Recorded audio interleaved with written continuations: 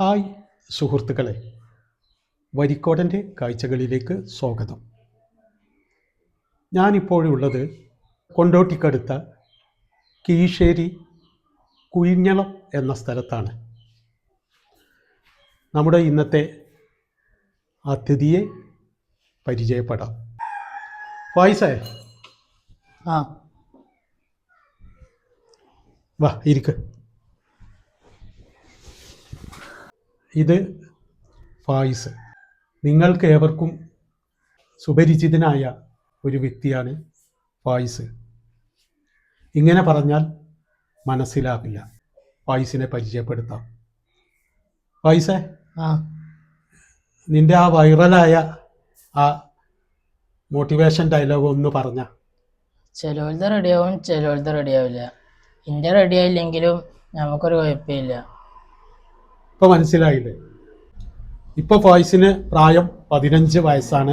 അവൻ്റെ 9ാമത്തെ വയസ്സിൽ അവന് വീട്ടിൽ കടലാസ് കൊണ്ട് ഒരു പുഷ്പം ഉണ്ടാക്കുകയായിരുന്നു. അപ്പോൾ ആ പുഷ്പം ഉണ്ടാക്കിയത് ശരിയാകാതെ വന്നപ്പോൾ അവൻ പറഞ്ഞ വാക്കുകളാണ് കേരളക്കര ഒന്നാകെ ഏറ്റെടുത്തു. അങ്ങനെ ഈ കൊച്ചു ഫായിസ് കേരളമാകെ വൈറലായി. ഇപ്പം 4-5 വർഷമായിട്ട് ഫായിസിൻ്റെ ഒരു വിവരവുമില്ല. അപ്പോൾ പലരും പറഞ്ഞു ഫായിസിൻ്റെ ഇന്നത്തെ അവസ്ഥ എന്താണ് എന്ന്. അങ്ങനെയാണ് ഈ കുഴിഞ്ഞളത്തുള്ള വീട്ടിലേക്ക് ഞാൻ വരുന്നത്. ഇനി നമുക്ക് ഫായിസിൻ്റെ അന്നത്തെയും ഇന്നത്തെയും വിശേഷങ്ങളൊക്കെ ചോദിച്ചറിയാം. ഫായിസേ, എന്തൊക്കെ വിശേഷങ്ങൾ? നല്ല വിശേഷങ്ങൾ. സുഖല്ലേ? ഇപ്പം എന്താ ചെയ്യുന്നത്? ഇപ്പം ദർസിൽ കിതാബ് ഓതാൻ പോകലാണ്. എവിടെയാണ്? അരീക്കോട് മജ്മയില്. എത്ര വർഷമായി?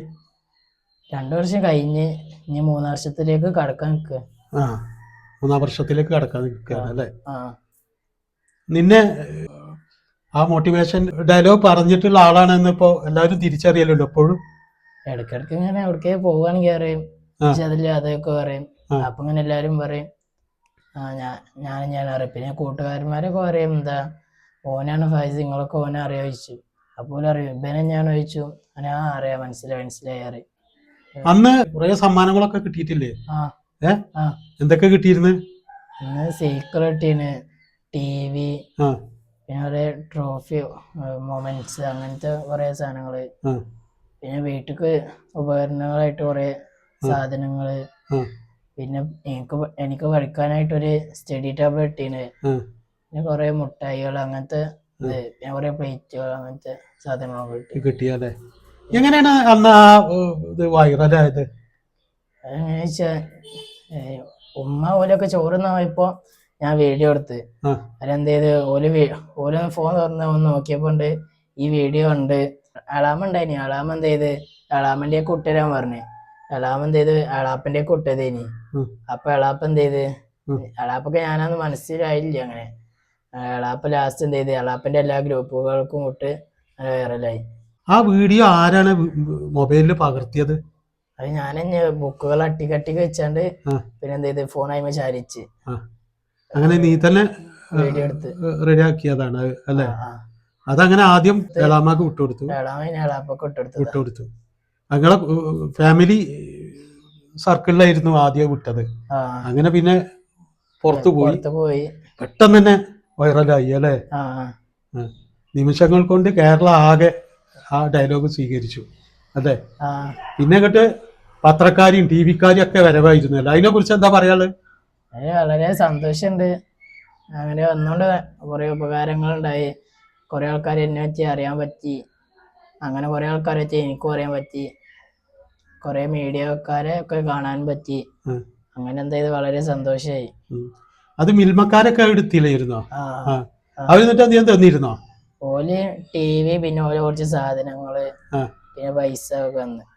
മിൽമക്കാര് അവരുടെ പരസ്യത്തിന് വേണ്ടിയിട്ട് ആ വാചകവും ഉപയോഗിച്ചിരുന്നു. അപ്പൊ അതിന് അതിന്റെ മേധാവികൾ ഈ വീട്ടിൽ വന്നിട്ട് ഫായിസിന് TV കൊടുത്തു. പിന്നെ വീട്ടുപകരണങ്ങൾ അങ്ങനെ കുറെ അവന്റെ കൈ നിറയെ സമ്മാനങ്ങൾ അവന് കൊടുത്തിട്ടുണ്ട്. ഫായിസേ, ഉപ്പാന്റെ പേരെന്താണ്? ഉപ്പാന്റെ പേര് അബ്ദുൽ മുനീർ സക്കാഫി. എവിടെയാണ്? ഇപ്പൊ സൗദിയില് മക്കത്താണ് ജോലി ചെയ്യുന്നത് അല്ലേ? ആ. ഉമ്മാന്റെ പേര്? ഉമ്മാന്റെ പേര് മൈമൂന. മൈമൂന. ആ. 2 ഇത്താത്തമാരാണുള്ളത് അല്ലേ? ആ. അവരുടെ പേര്?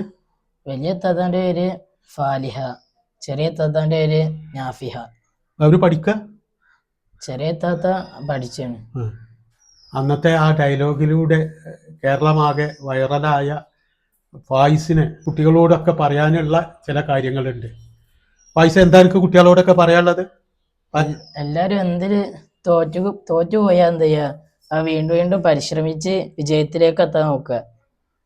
അതിന് പിന്നെ തോറ്റാ പിന്നെ പിന്മാറാ പോവാതെ എന്ത് ചെയ്യുക, വീണ്ടും വീണ്ടും പരിശ്രമിക്കുക. വിജയം ഉറപ്പായിരിക്കും അല്ലേ? പരാജയം എത്ര സംഭവിച്ചാലും അതിൽ നിന്നും പിന്മാറാതെ മുന്നോട്ട് കുതിക്കുക. എങ്കിൽ നിങ്ങളെ വിജയം തേടി എത്തും എന്ന് തന്നെയാണ് ഫായിസിന് പറയാനുള്ളത്.